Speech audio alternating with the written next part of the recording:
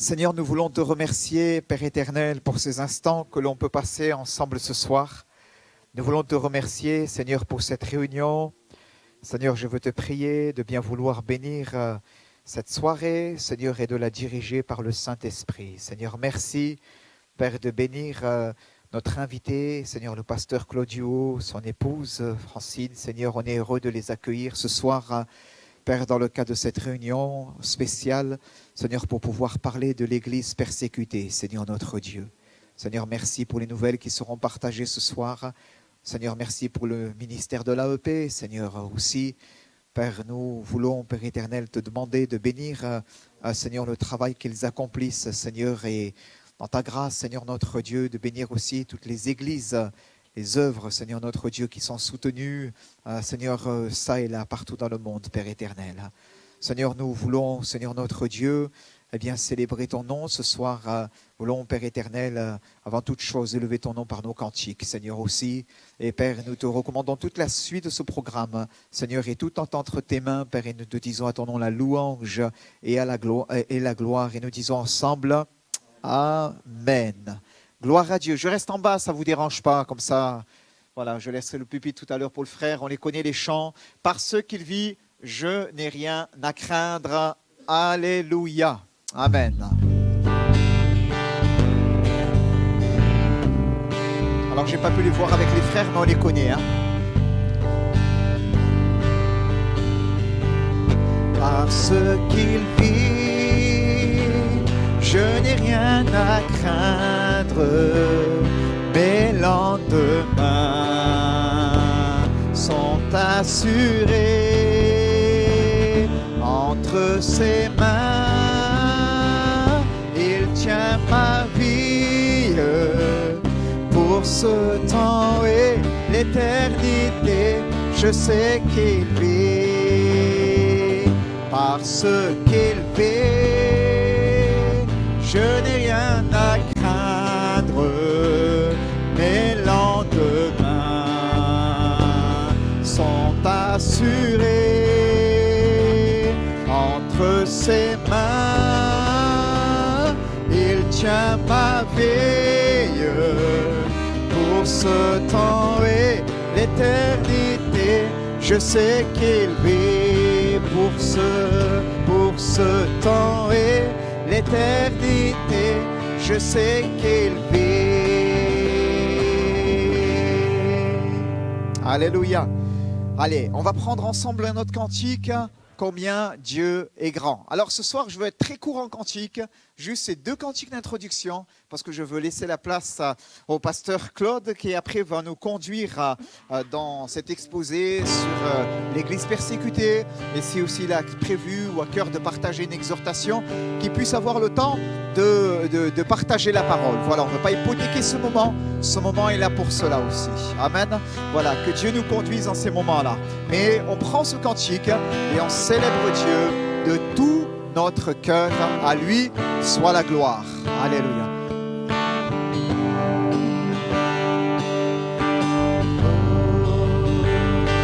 Combien Dieu est grand, chantons-le combien Dieu est grand, et tous verront combien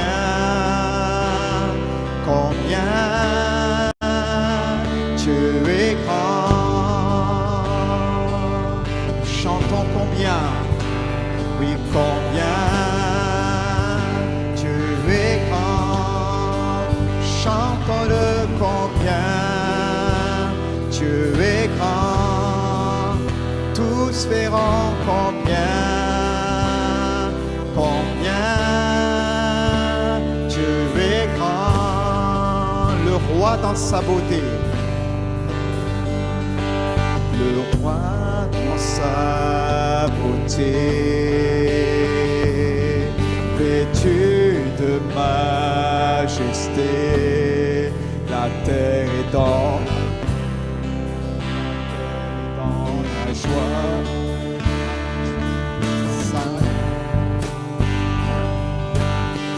Alléluia. L'obscurité s'enfuit Au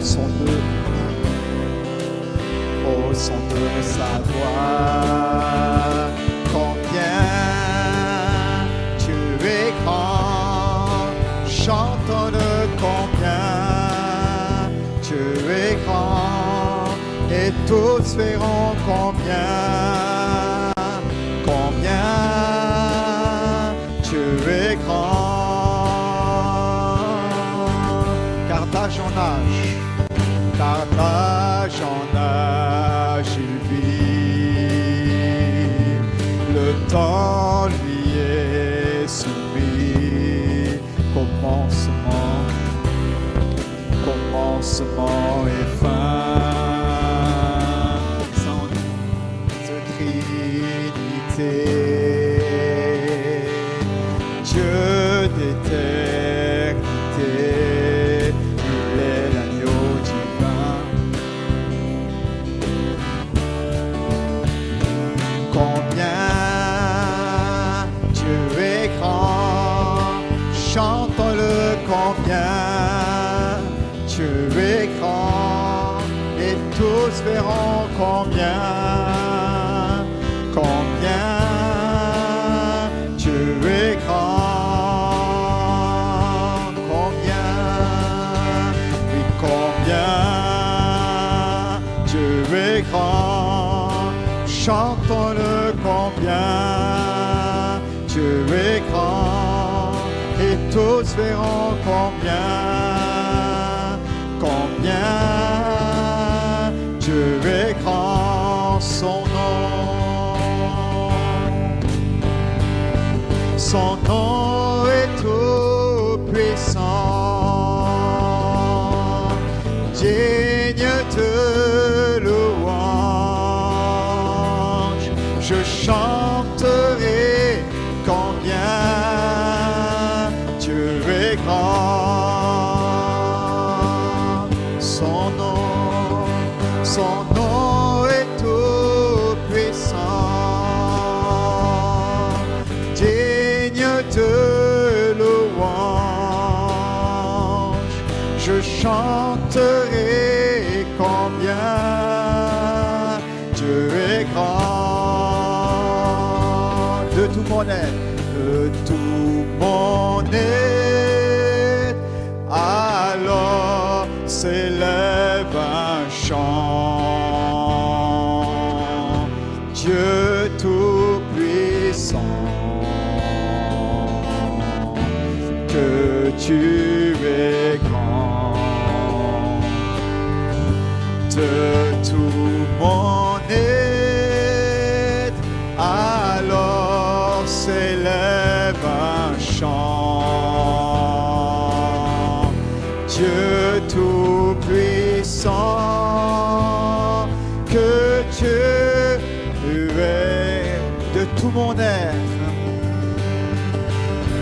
de tout mon être, alors s'élève un chant. Dieu tout-puissant, que tu es grand. De tout mon être, alors s'élève un chant. Dieu tout-puissant,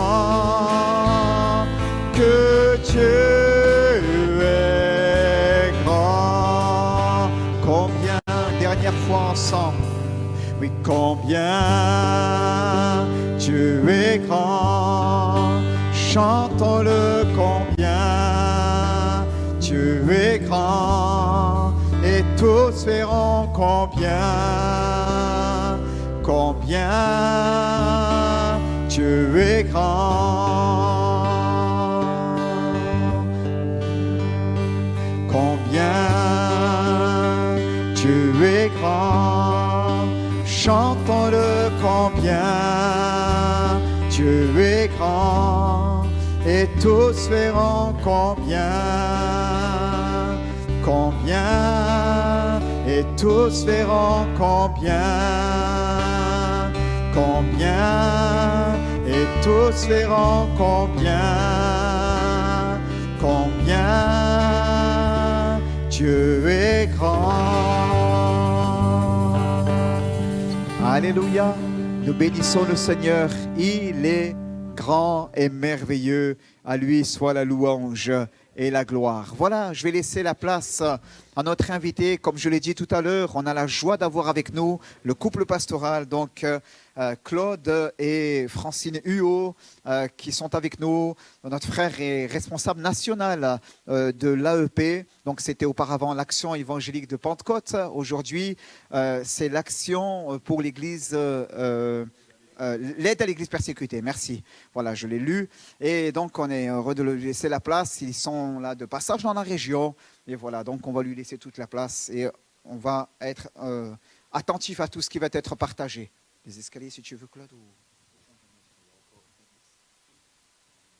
Monter, ça va. Bonsoir à toutes et à tous. Vous allez bien? Bienvenue chez vous. C'est ici, chez vous. Voilà, très heureux d'être avec vous. Ce n'était pas prévu, mais dans la semaine, Frédéric Lenormand m'a appelé, me dit, tu ne voudrais pas faire une réunion jeudi soir, présenter l'AEP à Cannes-sur-Mer? Alors j'ai dit oui. Vraiment content de vous voir. Francine, ça va? Tu es content de voir les frères et sœurs? Voilà, alors peut-être vous allez penser que j'ai un accent. Nous venons de l'Est de la France. Nous habitons la ville de Nancy. Surtout, ne confondez pas avec Sibérie. Ce n'est pas la Sibérie encore. Hein. Voilà, c'est juste avant. Nancy, ça va faire 30 ans que nous habitons dans cette ville. J'ai été plus de 20 ans pasteur de l'Église et plusieurs maintenant se sont succédés. Je suis un pasteur, un jeune retraité, ça se voit, non? Pas là-haut, mais jeune retraité, ce qui me permet de pouvoir visiter pas mal d'églises. Je n'ai plus de charge d'église. Je donne bien sûr une main d'association à Nancy pour les réunions.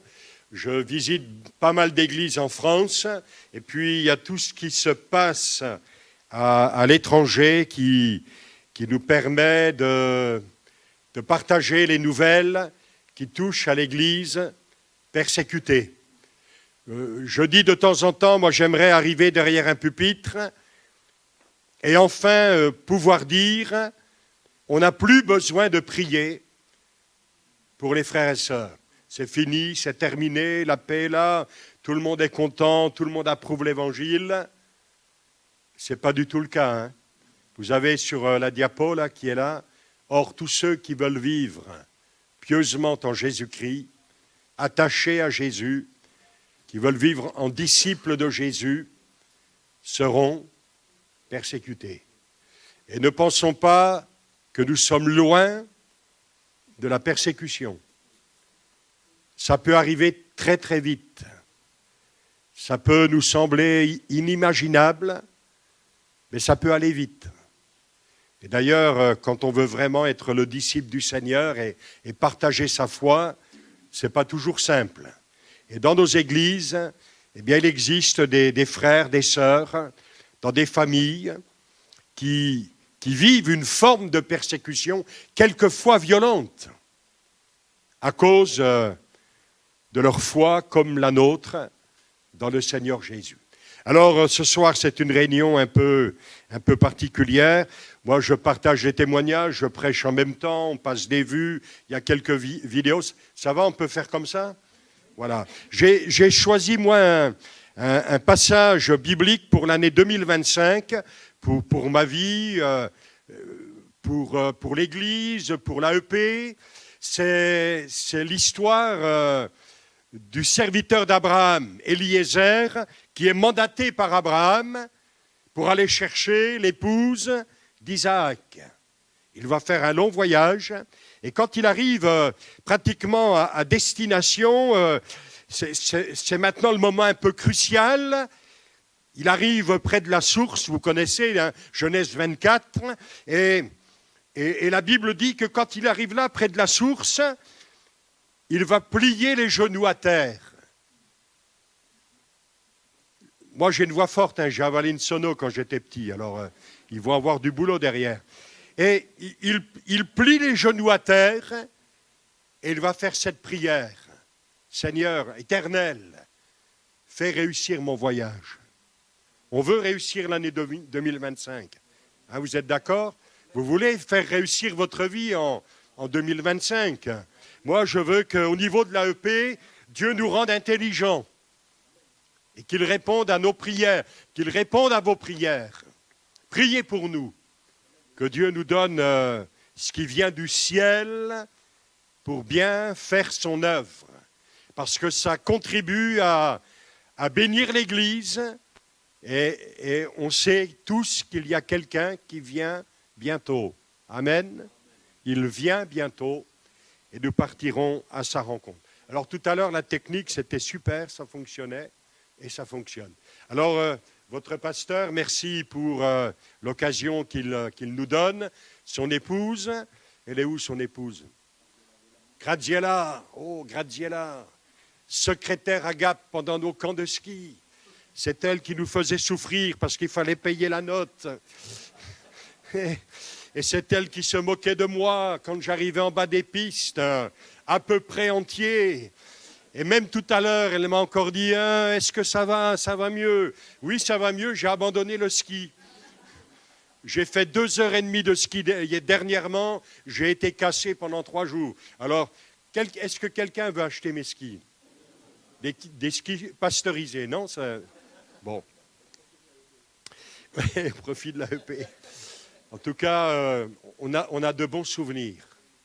On a vu, nous, des jeunes plier les genoux devant Dieu.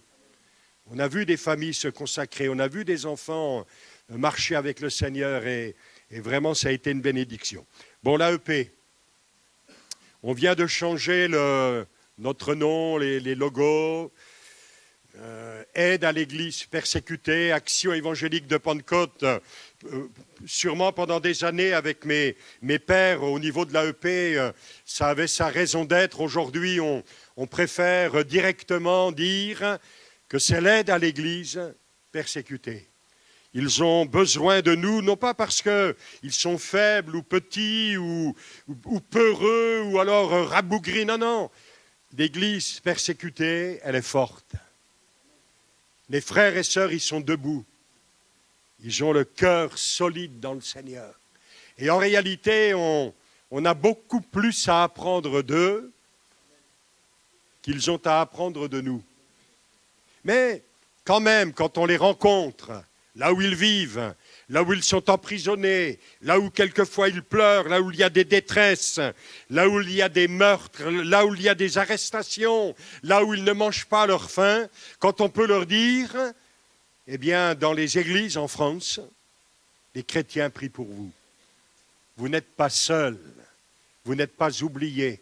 Et vous savez, quand on se retrouve dans un endroit, on peut avoir l'impression d'être abandonné.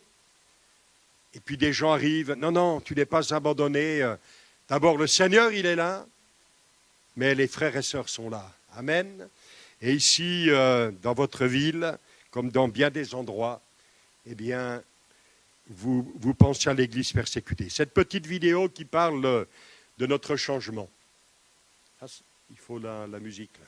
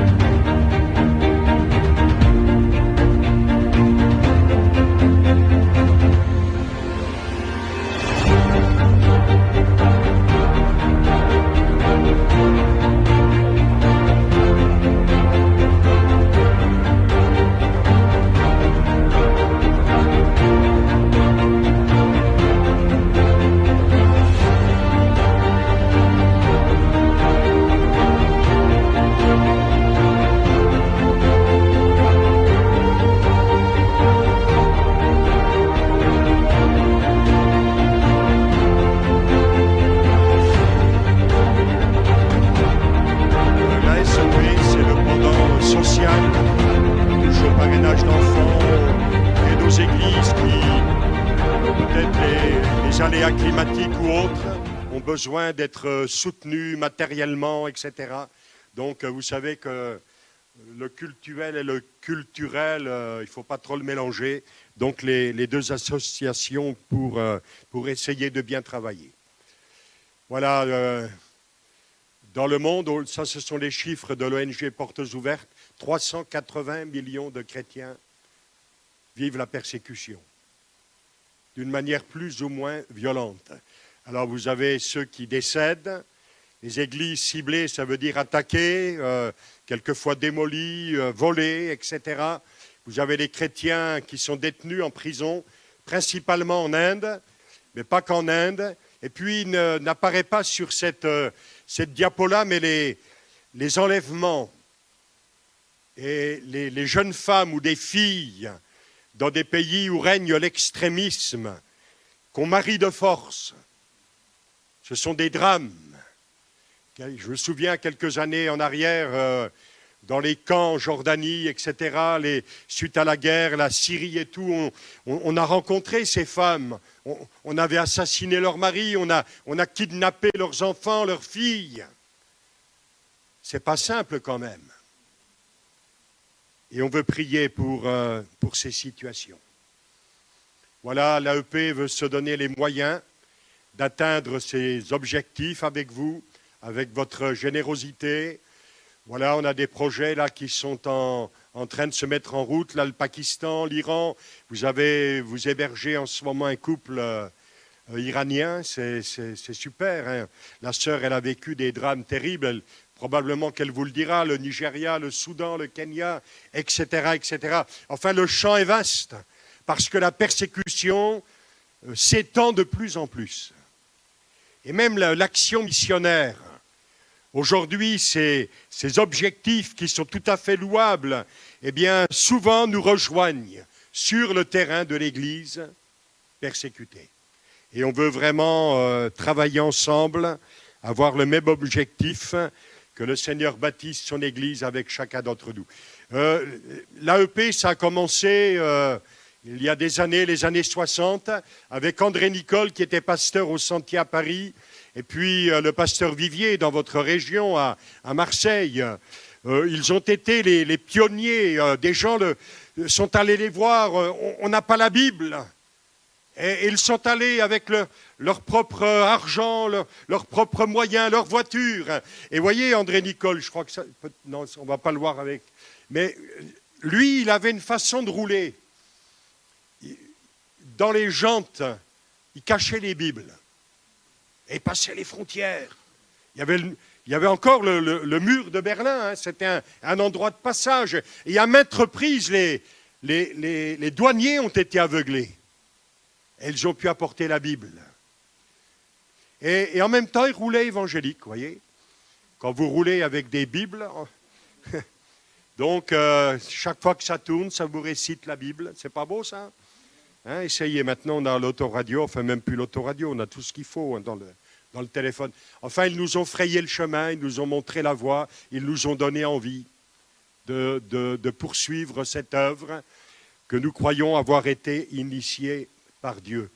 Voilà les frères qui sont élus en congrès national et qui sont avec moi au niveau de l'AEP. Moi, j'aime parler d'eux en disant c'est une équipe.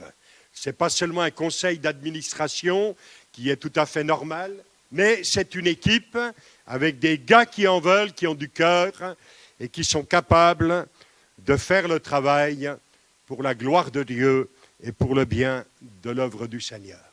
Voilà une autre petite vidéo.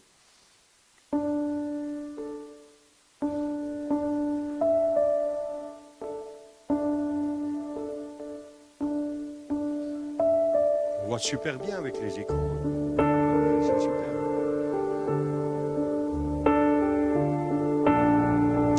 Voilà, ça avait été produit pour la journée de l'Église persécutée en novembre dernier, mais bon, c'est pas seulement une journée, hein, vous comprenez, la vie de l'Église persécutée, ça fait partie de nous, hein, ça fait partie de nos réunions de prière.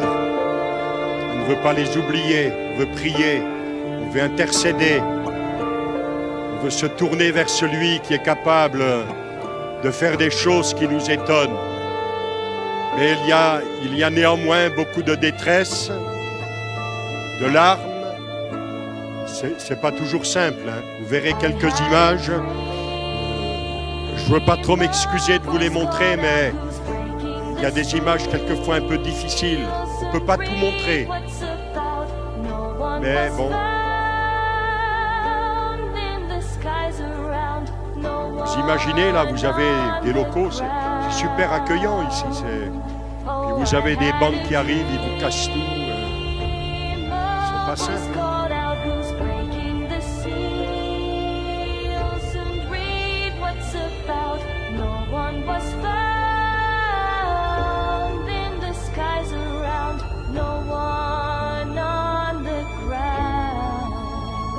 Voilà, le pasteur Sam Maloney s'adresse à nous.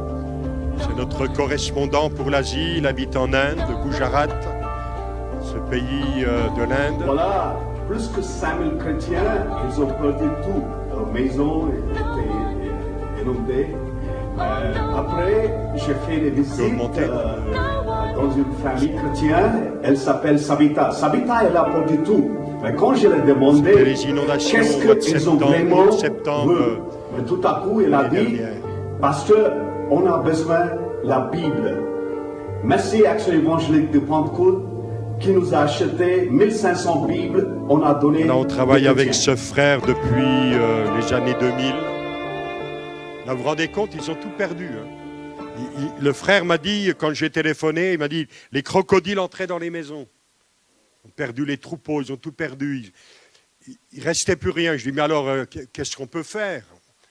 Il m'a dit, pasteur, ils veulent la Bible. Ils ont perdu leur trésor. Alors, on s'est dépêché d'acheter de nouvelles Bibles pour nos frères et sœurs. Alors, lui, il est allé dans le Gujarat, nord-ouest de l'Inde, frontalier du Pakistan.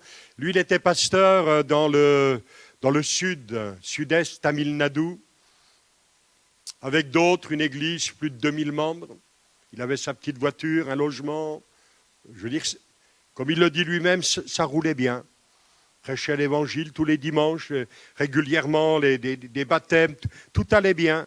Et puis un matin, il ouvre le journal, il lit qu'un missionnaire, 25 ans en Inde, qui s'occupait des lépreux, a été attaqué la nuit avec ses 2 fils. Il dormait dans la voiture parce que les lépreux, eux, dormaient dans sa maison. Et ils les ont attaqués, ils ont tué les enfants, ils ont mis le feu. Et lui, quand il a vu ça, il est allé à l'endroit là.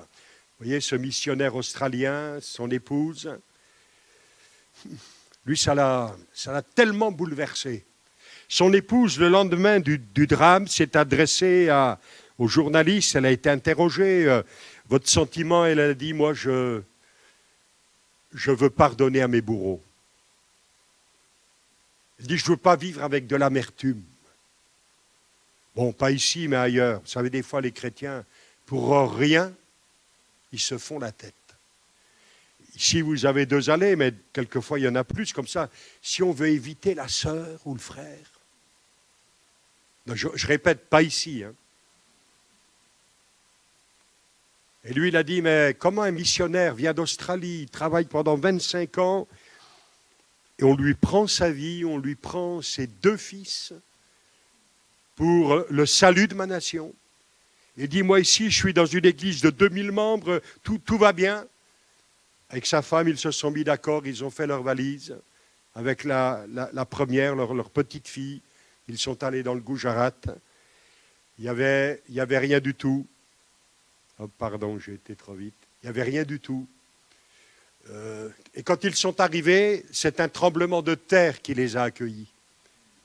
Et l'endroit où ils ont trouvé un petit logement a été fracassé. Ils se sont retrouvés pratiquement à la rue. Et au niveau de l'AEP, moi j'avais rencontré le frère 1 an avant en France. Au niveau de l'AEP, je ne sais pas comment on a reçu des dons pour le Gujarat suite à ce tremblement de terre. Et ça a été nos premiers pas en Asie, en Inde avec lui. Il y avait 0 chrétiens au niveau des églises. Aujourd'hui, il y a combien vous voyez là, 280 églises, plus de 20 000 chrétiens baptisés dans l'eau, baptisés dans le Saint-Esprit, au sein de difficultés innommables, innommables. Mais vous entendrez tout à l'heure, Dieu c'est toujours le Dieu du miracle. Alors, quand nous étions courant janvier, février, en Guadeloupe, Martinique, on a fait plus de 20 réunions dans les églises.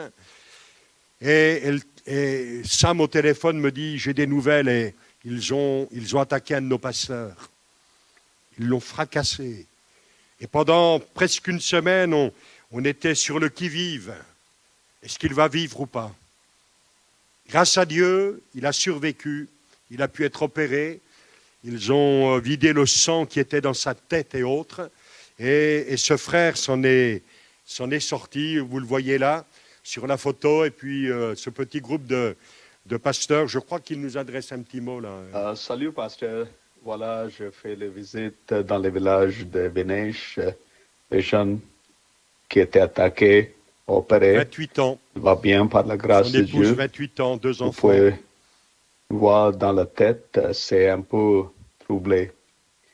Ça, c'est son église avec l'autre pasteur. Je fais les visites, retournez pasteur. Il vous remercie pour les aides.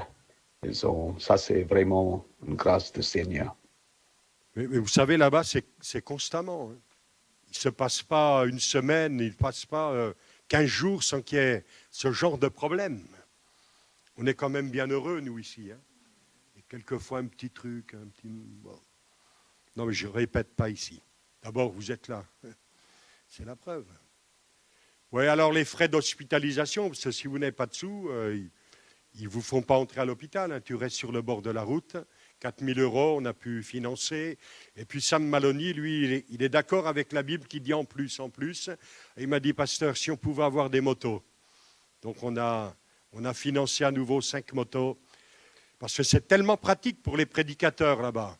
D'aller d'un village à l'autre, hein, c'est des terrains en boue, enfin en terre et tout. Là, et imaginez quand il pleut. Et, ben, ils font un bon travail, ils sont courageux, ils implantent des églises, ils gagnent des âmes. Et ce n'est pas toujours simple.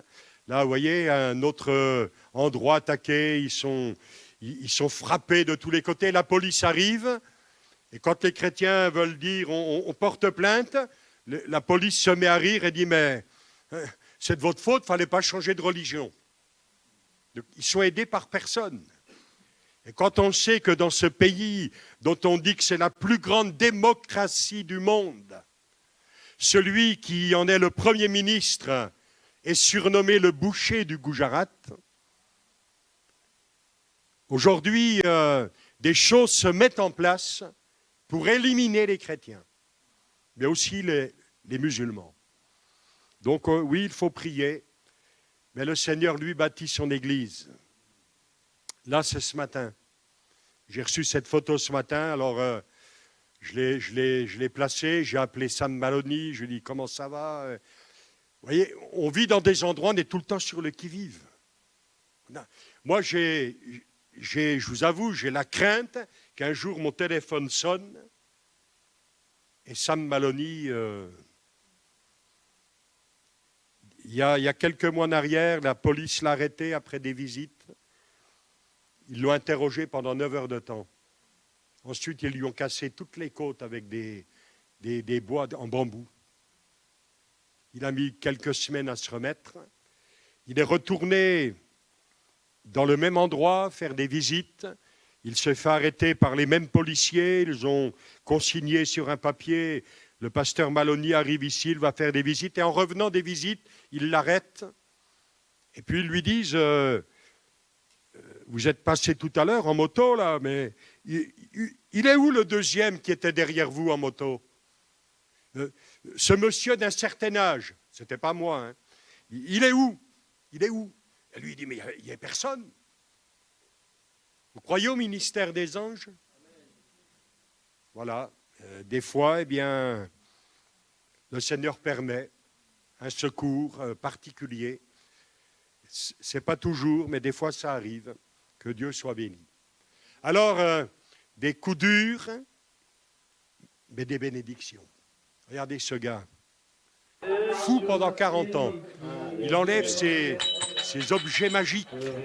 Un pasteur est venu prier pour lui, instantanément délivré. Et après, il commence à chanter les cantiques. J'ai demandé à Sam dernièrement, je dis le gars là, le fou qui s'est converti, il me dit ça marche, il est là avec toute sa famille. Dieu soit béni. Regardez, cette dame là, derrière les quelques lignes, aveugle dès l'âge de 18 ans, problème au niveau des yeux. Là aussi, un pasteur, un des frères à Sam, prie pour elle, instantanément guérie. Elle témoigne. 28 personnes de son village se sont converties. Une petite église locale est née là. Gloire à Dieu.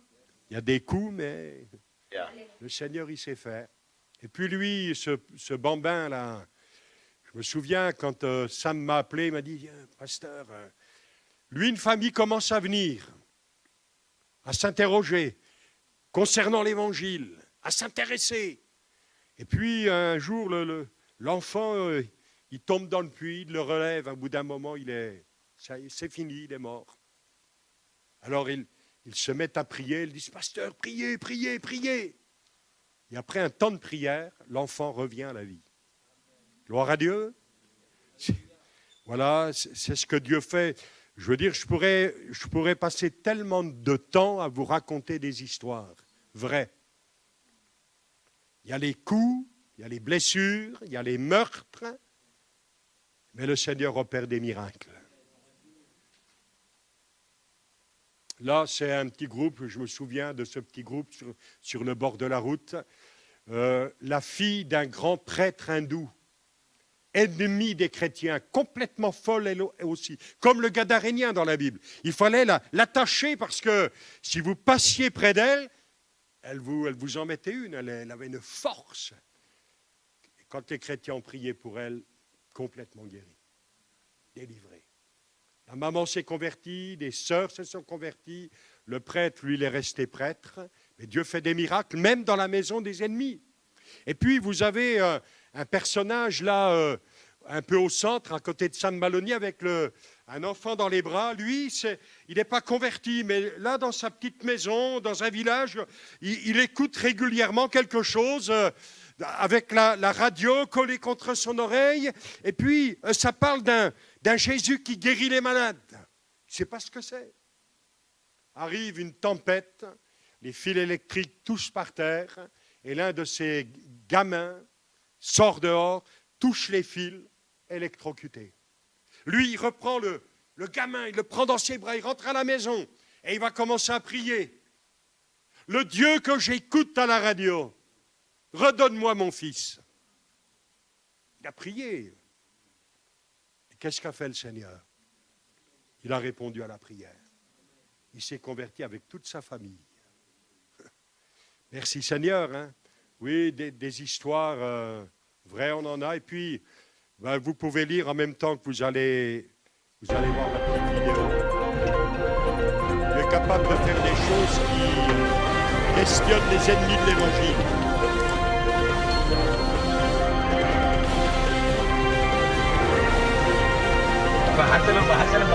Là, vous voyez le chapiteau s'envoler. Il n'y a rien qui bouge. Hein. Le Seigneur a permis une tornade sur le chapiteau. Et là où on avait séquestré les chrétiens, le Seigneur a opéré ce miracle. Et les gens sont retournés chez eux. C'est pas formidable ça? Les prêtres hindous étaient dans une frayeur terrible. Vous savez que Dieu va régler ses comptes un jour ou l'autre? Je me souviens, avec le pasteur Santana, on est allé en Orissa, il y avait une persécution terrible. Plus de 70 000 chrétiens ont été chassés de leur maison dans les forêts. On a empoisonné les puits. Si vous voulez revenir, il faut abjurer votre foi. Ça a été terrible. Il y a eu des assassinats, il y a eu des...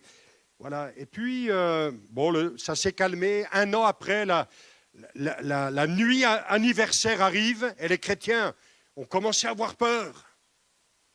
Et ils ont prié, Seigneur, ça va recommencer.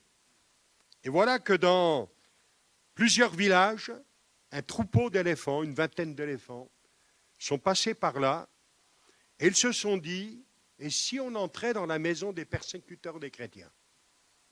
Vous avez déjà reçu un éléphant dans votre maison? La porcelaine, là, le cristal de Baccarat, ça ne tient pas beaucoup. Ils sont passés dans la maison des persécuteurs. Il n'y a pas eu de dommages corporels, mais les maisons, waouh! Et les persécuteurs ont dit, même les éléphants se sont convertis. Et vous savez que l'éléphant, c'est une idole principale dans l'hindouisme.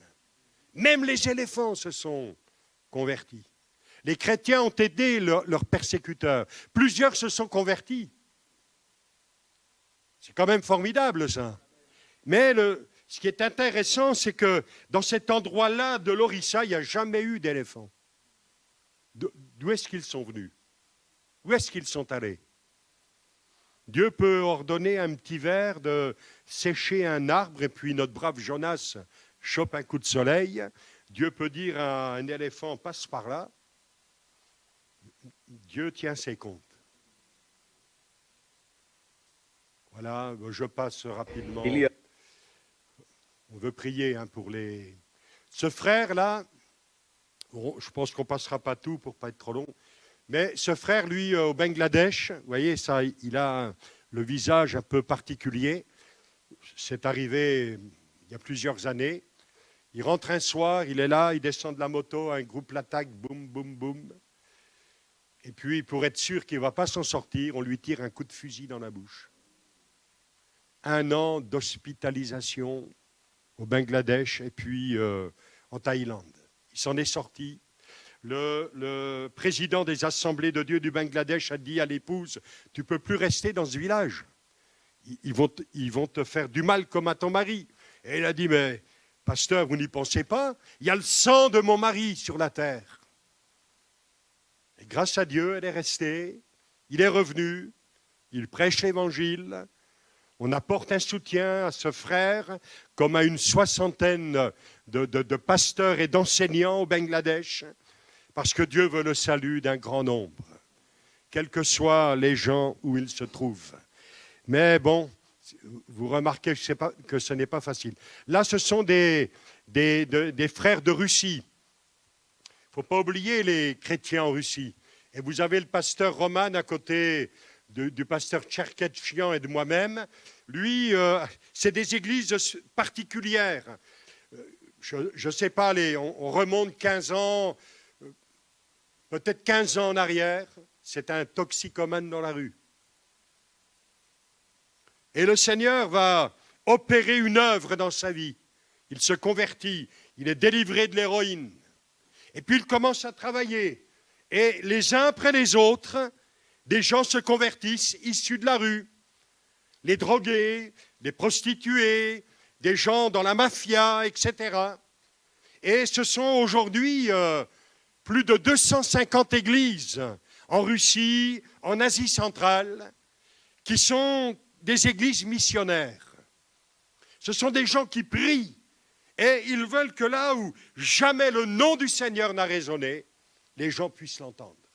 Alors ils vont dans des endroits complètement perdus, en Sibérie, etc. Des gens, on ignore qu'ils existent, mais Dieu les connaît. Et Dieu opère des choses formidables. Parce que dans ces petits endroits-là, ces petites ethnies, il y a beaucoup de suicides, beaucoup de drogue, beaucoup d'alcoolisme, beaucoup de violence. Alors je vous donne un exemple. Dans ces villages-là, allez, un tel, il rêve plusieurs fois la nuit que des gens viendront avec un livre qui donne la vie. Et ces églises missionnaires qui prient, vous croyez au don spirituel? Eh bien, ils prient et puis le Seigneur leur parle, allez là-bas. Mais ça peut être à 3 jours de marche, de route, ça peut être à 1 semaine. Eux, ils prient l'hiver pour qu'il fasse au moins -50. Comme ça, les lacs sont bien gelés, ils peuvent rouler. Et ils vont dans ces villages, ils arrivent avec la parole de Dieu, ils arrivent avec des médicaments, de l'alimentation. Et voilà que ces gens qui avaient rêvé reçoivent le livre et ils se tournent vers Dieu. Amen. Ça, c'est la mission. Et je trouve que ça vaut la peine de les soutenir, d'autant qu'en Russie, aujourd'hui, évangéliser, c'est pratiquement interdit. C'est pratiquement interdit. Alors, est-ce que tu organises des baptêmes bientôt? Une idée. Des baptêmes rafraîchissants. Qui doit prendre le baptême, là? Il n'a pas... Ah. Bon, enfin, c'est une idée, si vous souhaitez, ça peut se faire. Voilà quelques soutiens. Bon, ça coûte, bien sûr, hein, tout au long de l'année, là, mais grâce à la générosité des chrétiens, de nos églises, eh bien, on peut aider, on peut pourvoir. Il est quelle heure, là? C'est bon? Vous n'avez pas de poulet qui cuit ce soir, c'est le dimanche, hein, d'habitude. Hein. Voilà. Alors, écoutez, elle parle, mais vous pouvez le lire. C'est le Congo RDC, où dans certaines régions... c'est pas simple d'être chrétien. Just this week, 70 Christian men and women in the Congo were kidnapped. They were Là, en kidnapped and taken l'occurrence, to a church where they were 70 chrétiens dans une église ont été retrouvés, décapités. Alors les frères crient au secours, venez nous aider, venez vers nous. Et eh bien c'est le ministère de l'AEP aussi. Priez pour ça, hein, que Dieu nous facilite le travail, la mission, qu'on puisse bien faire les choses pour leur dire à eux aussi, vous n'êtes pas oubliés des églises. Là, c'est en ce moment-là, le Niger, Makalondi. Là aussi, les djihadistes arrivent et disent aux gens, on vous donne 2 jours. Si dans 2 jours, vous n'êtes pas partis, c'est terminé pour vous. Alors les gens organisent, ils font comme ils peuvent, quelques vêtements dans la valise ou dans des sacs, et puis ils vont ailleurs et ailleurs, et bien ça va continuer. Voilà, on commence un travail avec des frères et sœurs au niveau de l'Iran, ce frère qu'on a rencontré il y a quelques mois, une belle conversion. Là, ce sont quelques-uns de nos frères et sœurs en Iran, et lui travaille au travers des médias en Europe, et il organise des séminaires en Turquie ou ailleurs, des gens, des leaders des églises de l'Iran viennent, et aussi des jeunes qui viennent de se convertir ou des personnes, et ils peuvent les baptiser dans l'eau, dans la piscine d'un hôtel. Et avant le congrès national, eh bien, 2 frères de l'AEP étaient avec ce frère iranien et ce groupe de personnes. Bon, je passe rapidement pour aller un peu plus vite. Vous voyez, ces sœurs iraniennes, elles sont très, très sensibles. Les frères nous ont dit, souvent dans les moments de prière, elles pleurent devant Dieu. Non pas de tristesse, mais elles pleurent parce qu'elles sont touchées de la présence de Dieu. Et puis quand elles repartent ou reviennent en Iran, allez, à nouveau, il faut se voiler complètement. Hein. Sinon, on les arrête, c'est la prison. Hein. La sœur qui est là dans les locaux, elle vous le racontera elle-même, ce qu'elle a vécu. Là, alors, une des 2 sœurs, là, quand elle s'est convertie, les parents ont voulu la jeter par la fenêtre. Et finalement, ça n'est pas arrivé, mais eux se sont convertis. Gloire à Dieu. Voilà ce petit groupe. Et puis... ces jeunes qui se sont engagés dans les eaux du baptême. Que Dieu les bénisse. Hein. Amen. Nous, on ne risque pas grand-chose de dire oui ici. Hein. Eux, ils risquent leur tête. Ils risquent la prison. D'autant qu'ils témoignent de leur foi. Ce n'est pas des gens qui restent cachés dans l'ombre. Ils sont sages. Ils ne font pas n'importe quoi. Mais ils partagent le trésor qu'ils ont découvert. Vous ne trouvez pas que ça vaut la peine de les soutenir, de les aider un peu? Voilà, et il est baptisé dans l'eau. Lui, il a beaucoup de cheveux, il aurait pu m'en prêter un peu. Vous ne trouvez pas, là, le deuxième? Des fois, il y a des sœurs d'origine africaine ou autre à Nancy, elles ont, vous savez, les rajouts, je ne sais pas quoi, les tresses. Alors, je les embête un peu. Tu ne peux pas me donner 2-3 tresses? Ils se mettent à rire. J'en aurais besoin aussi. Hein. Je dis rien. Voilà, on veut penser à ceux qui sont dans les prisons. en Iran, ceux qui sont arrêtés. Ils rient, hein, ils se moquent de toi là. Hein, ils sont pris pour eux, pris pour eux. Amen. Voilà la famille. Hein. Que Dieu les bénisse, que Dieu facilite leurs papiers, etc., que Dieu les aide. Voilà, l'AEP, depuis les années 60, a travaillé dans plus de 50 pays, grâce à vous, grâce aux églises, à la générosité, etc. Merci au Seigneur. Là, prochainement, une équipe, là, fin juin, part à nouveau pour le Népal, à la frontière du Tibet, c'est l'Himalaya. Et enfin, après des années, on a les contacts maintenant qui passeront de l'Inde ou du Népal vers le Tibet avec la Bible dans leur langue.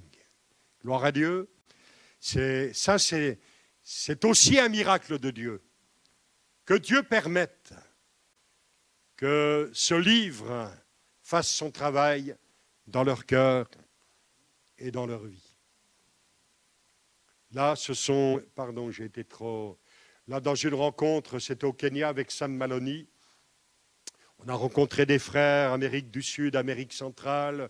Là, c'est l'Indonésie. Tellement d'endroits où c'est pas simple. Le Pakistan, Dieu voulant, dans quelques temps, nous serons là-bas avec les frères.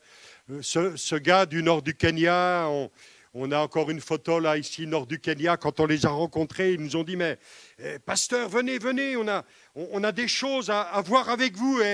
Et puis ils nous disent, mais là où on habite, nous, dans le nord, c'est frontalier, la Somalie, l'Érythrée, on vit la persécution. Et nous ont raconté l'histoire, ce jeune pasteur qui a été enlevé, plus de nouvelles de lui pendant 1 an. Et quand enfin les nouvelles tombent, c'est pour annoncer tout simplement qu'ils l'ont tué. Qui a un ministère pour le nord du Kenya? Quelqu'un là? Là, ce couple que vous voyez, cette famille, moi j'étais surpris, ils sont boliviens ou péruviens. Enfin, c'est l'Amérique du Sud. Et ils sont missionnaires en Afghanistan.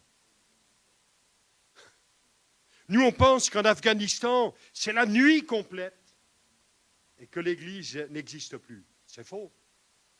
L'Église existe. L'Église est vivante. Des hommes et des femmes se tournent vers Dieu. Alors, c'est un travail souterrain, je veux dire, ils sont, comme on dit et comme c'est écrit dans la Bible, faiseurs de tentes. Ils ont un métier. Mais avec leur métier, ils annoncent l'Évangile. Et le Seigneur fait des choses étonnantes. Il fait des choses étonnantes. Est-ce que je suis allé trop vite là? Non, peut-être pas.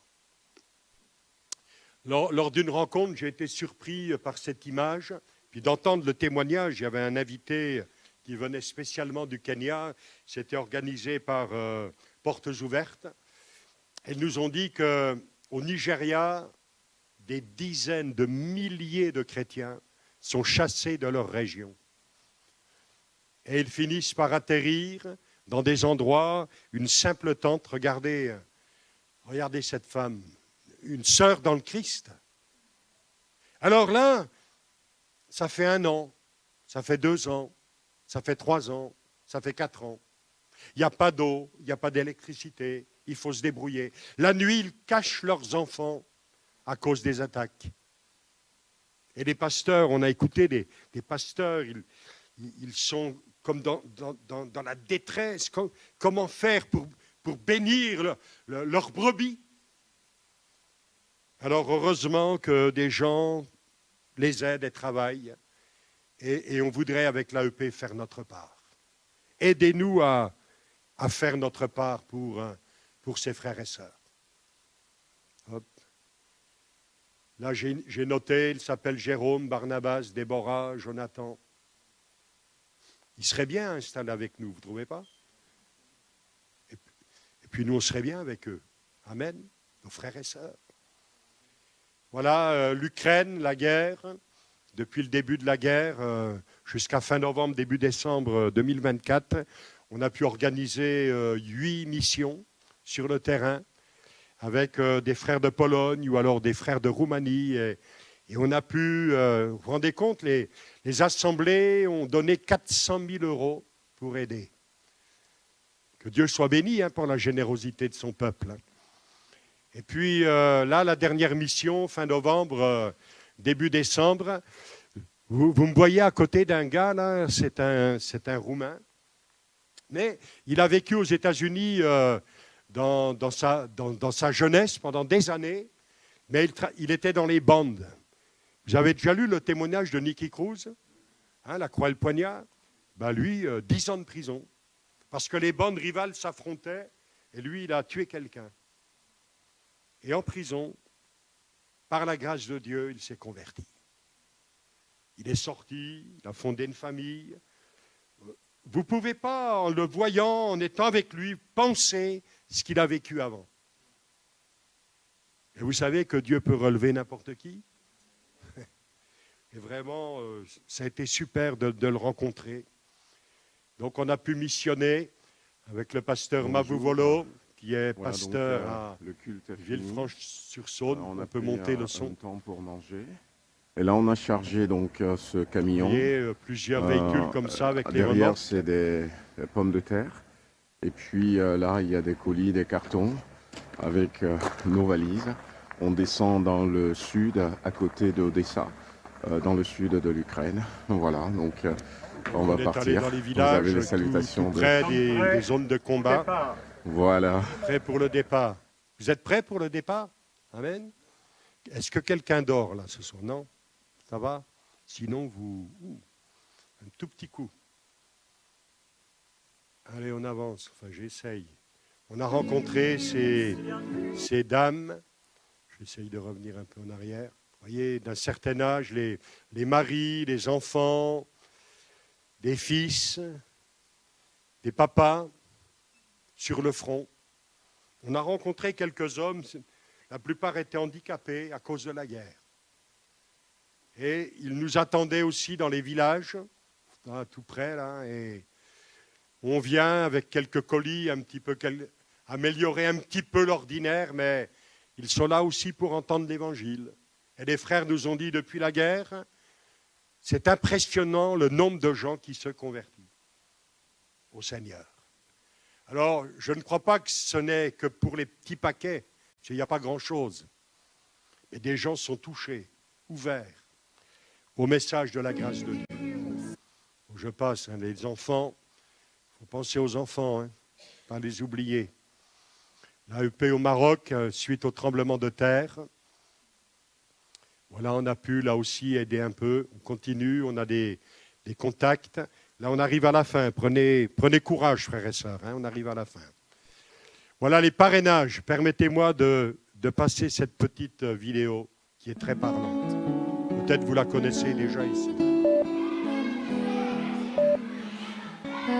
Ce sont les enfants dans les halls. Ils sont soutenus par les parrains.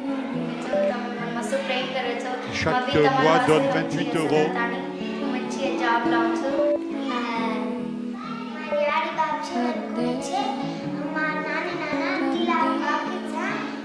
Peut-être qu'il faudra augmenter un tout petit peu le son. Merci. Parce qu'une sœur va parler, elle a une voix un peu plus faible que la mienne.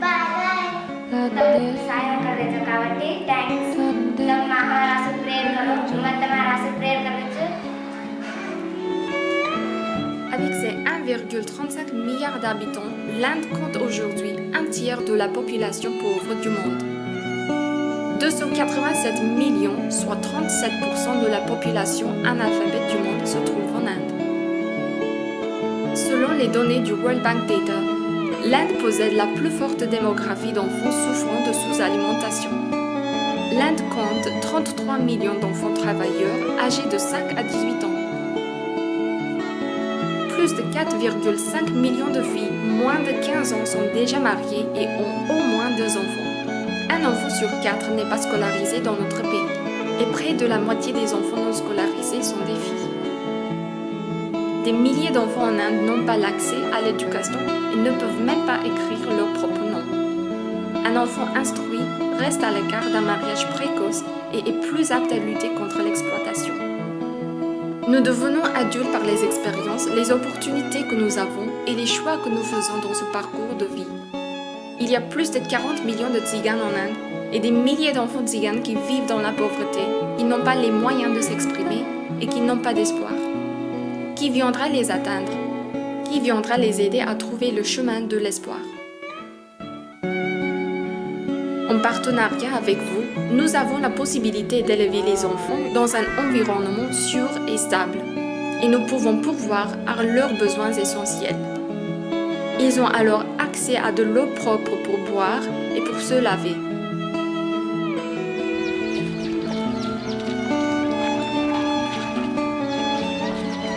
Ils reçoivent 3 repas nutritifs chaque jour.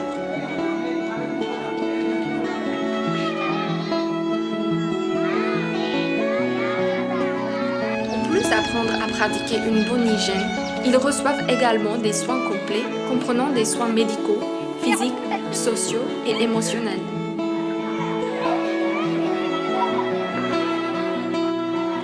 Ils ont accès à l'éducation, ce qui pourra les aider à construire leur avenir.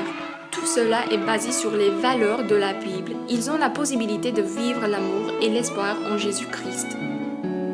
For the heart is like a garden. And the gardener is God, and he plants the seed. The seed is the word of God. The seed is the word. Alors ils ont des familles, hein. In the garden of the heart. Ces familles n'ont pas les moyens. C'est le peuple tzigane le plus méprisé en Inde.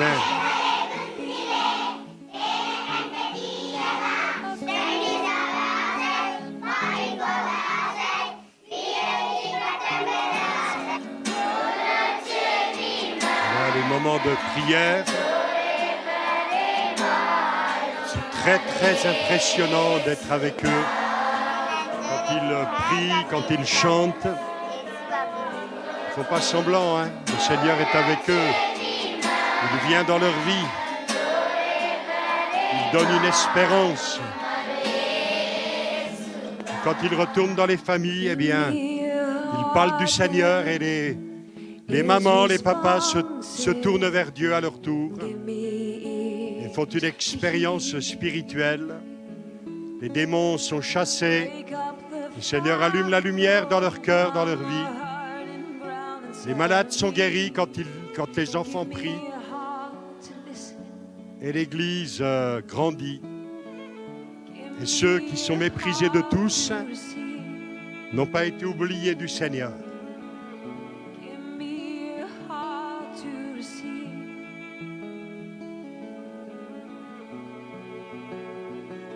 Et avec chaque homme, il y a le baptistère. 5 et 20 villages. Votre soutien touche non seulement la vie des enfants, mais a également un impact sur la vie de leur famille, des villageois et de toute la communauté. Merci de collaborer avec nous dans ce chemin d'espérance pour les tziganes en Inde. Merci pour votre amour, pour votre soutien et pour vos prières. Voilà, il vous salue. L'AEP en Arménie, en Inde, au Bangladesh. Là, on a commencé au Pakistan. Elle peut soutenir pas loin maintenant des 1500 enfants chaque mois. Donc, c'est une belle œuvre et on veut bénir le Seigneur. Lui, le pasteur, vous le voyez sur votre gauche, lui travaille à la frontière entre le Pakistan et l'Afghanistan, dans la ville de Peshawar. Vous avez entendu, avec la guerre, cette ville qui a eu beaucoup de misère. Et puis on a commencé un travail de parrainage depuis quelques semaines. Voilà, je passe la diapo. Voilà les pays dans lesquels nous intervenons, 2025, 2026, et tout ce que le Seigneur aussi mettra sur notre route, les événements qui peuvent se produire et qui nous interpellent et nous amènent à travailler. Voilà, merci de prier pour nous. Là, ces chants nouveaux qu'on voudrait emprunter. Il faut que Dieu nous conduise. Merci pour vos prières. Merci pour tout. Moi, j'aime bien citer ce verset de 2 Timothée qui parle d'Onésiphore. C'est cet homme dont le nom signifie « qui apporte un avantage ». Et ça a été un homme qui a apporté un avantage dans la vie de Paul, qui était prisonnier. On veut les uns les autres être un avantage pour l'autre. On n'est pas là pour que l'Église tourne autour de nous, mais on est là pour être en bénédiction à l'Église. Et quand ça va mal dans notre vie, eh bien on est heureux d'avoir les frères et sœurs qui nous entourent, qui prient pour nous, qui nous bénissent. Amen. Merci pour votre attention. Que le Seigneur vous bénisse. Je rends le micro à votre pasteur.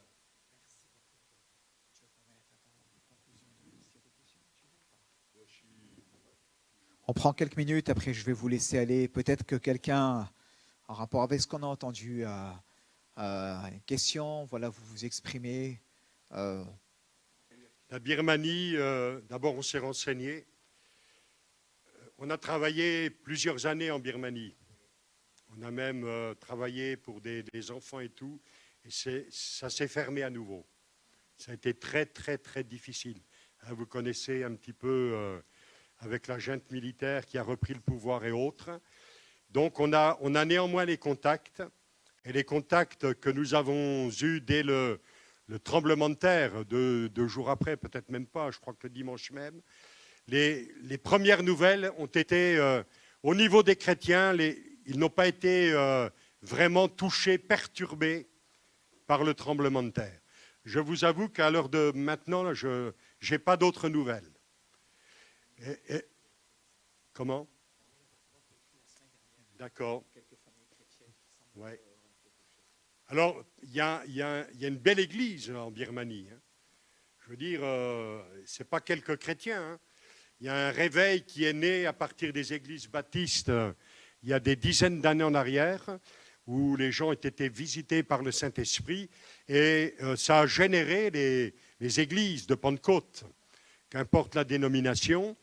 Et il y a un beau mouvement du Seigneur dans les églises, mais la junte. Et dans certains endroits de la Birmanie, on ne peut même pas y mettre les pieds. Hein. C'est complètement fermé. Et vous avez entendu même les Ouïgars, là, les musulmans, qui ont été chassés par dizaines de milliers de personnes qui sont allées au Bangladesh et tout. On a pu, avec les frères de l'AEP, visiter les camps au Bangladesh et autres. Hein. Mais les chrétiens, ce n'est pas simple. Ce qu'on sait aussi, c'est que la junte militaire maltraite les chrétiens. Maltraite les chrétiens. Donc il faut prier. Et que Dieu permette qu'on puisse à nouveau être au contact de nos frères et sœurs là-bas. C'est un peu ce que je peux dire concernant la Birmanie.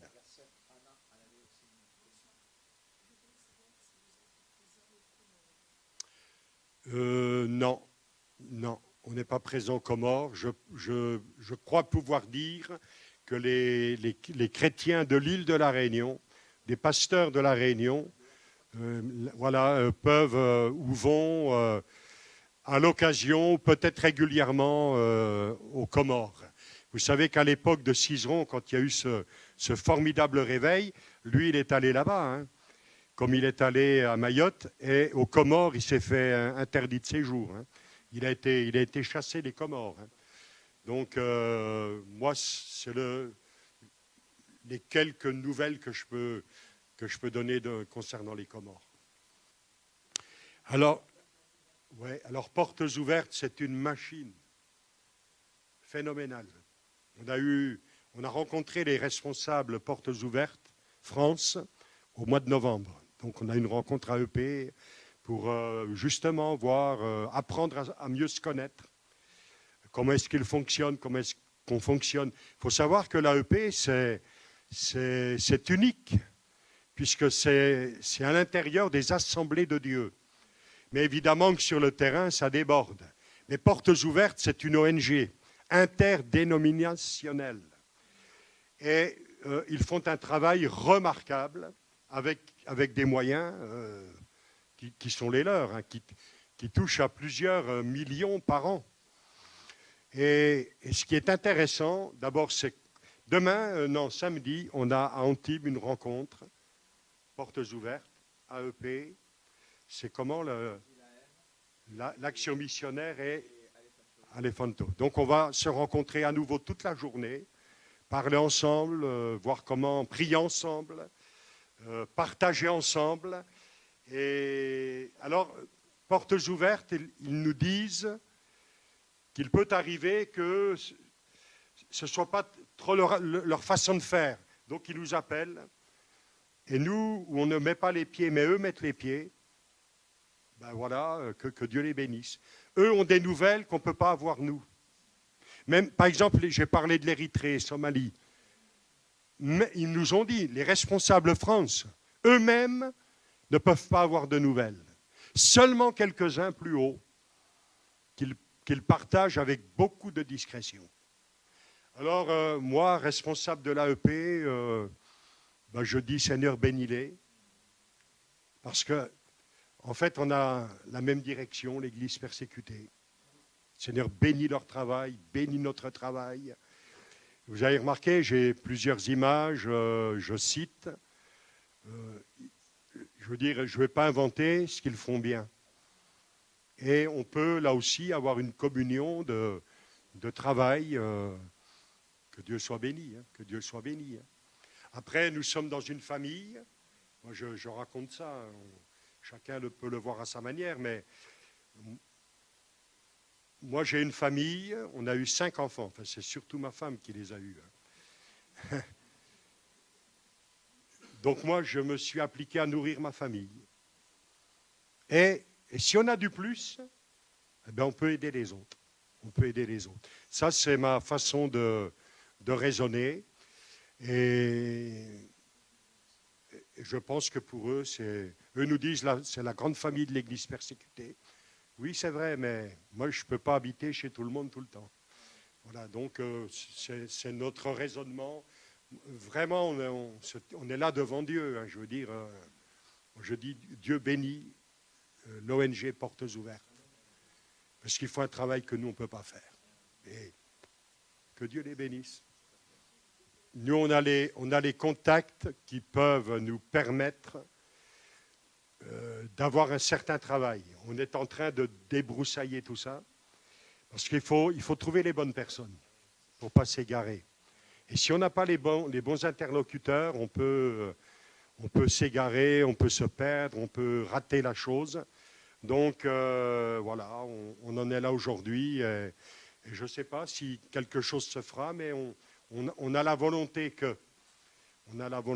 de pouvoir être utile. Voilà. On a les contacts pour ça.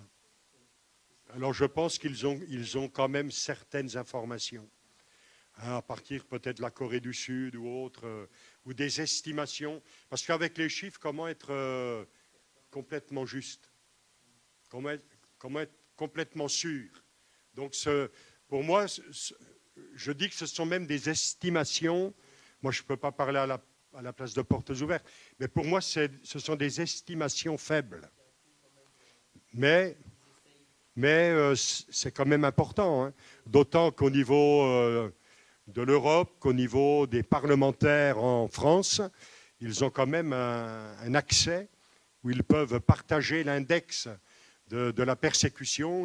C'est quand même donc important parce qu'il y a des députés qui sont sensibilisés et peut-être qu'ils pourront à leur tour être comme une sorte de porte-parole qui touche à l'Église persécutée. Après, il ne faut pas trop s'illusionner.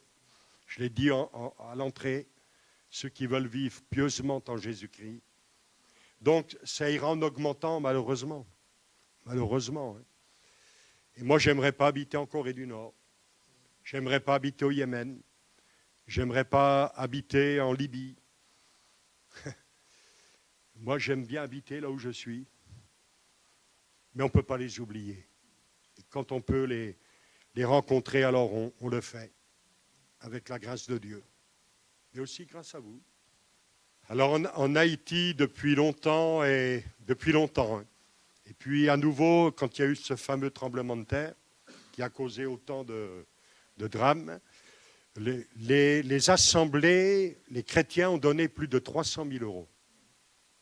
Alors bien évidemment, d'abord les frères nous ont fait confiance à l'AEP pour travailler avec cet argent. On a travaillé avec les responsables des assemblées de Dieu d'Haïti, présidents, d'autres pasteurs, qui ont créé des aides pour les chrétiens. Et puis, vous savez, maintenant, c'est un endroit, ce sont les bandes armées qui commandent. Il y a des meurtres dans les rues, etc. Là, jusqu'à dernièrement, on a soutenu aussi le ministère d'un missionnaire cubain à Haïti. Mais on ne peut pas y aller pour le moment. Mais je crois quand même pouvoir dire que l'Église vit en Haïti. On a vu des baptêmes se faire encore dernièrement. Mais là encore, qui aimerait vivre en Haïti là? Donc, l'ONU ne fait pas grand-chose. La police, les militaires sont complètement débordés. C'est une panique, c'est un chaos. C'est un chaos. Mais on sait que du tohu-bohu, du chaos, Dieu peut faire jaillir la vie. Il faut un miracle dans ce pays. Il faut un miracle. C'est effrayant. C'est catastrophique. Merci pour les questions. Merci au pasteur Claudio pour ce partage ce soir, bien-aimé. On va terminer ces moments. Je veux juste dire que notre frère est de passage. C'est cette semaine, lorsqu'on a accueilli un couple dimanche soir dernier, qui sont d'Iran, vous aurez l'occasion de les voir là. Ils raconteront aussi leur témoignage et que finalement, j'ai su que le frère était dans la région, donc et qu'on a programmé là, eh bien, cette rencontre pour ce soir. On va laisser, comme on a l'habitude de le faire quelquefois, eh bien, le tronc à disposition à partir de ce soir et dimanche pour les personnes qui souhaiteront apporter un soutien à l'œuvre de l'AEP. Et après quoi, on est en lien avec, bien sûr, Claude et avec l'équipe de l'AEP, comme on le fait les autres fois. Eh bien, on fera avec le trésorier un don pour qu'ils puissent après le ventiler là où ils jugeront nécessaire dans les besoins concernant le ministère de l'AEP. Et laissons ces choses-là continuer eh bien, à faire leur travail dans nos cœurs et que le Seigneur nous donne eh bien, de pouvoir avoir des cœurs assez larges pour pouvoir nous souvenir toujours d'eux par la grâce de Dieu. Amen.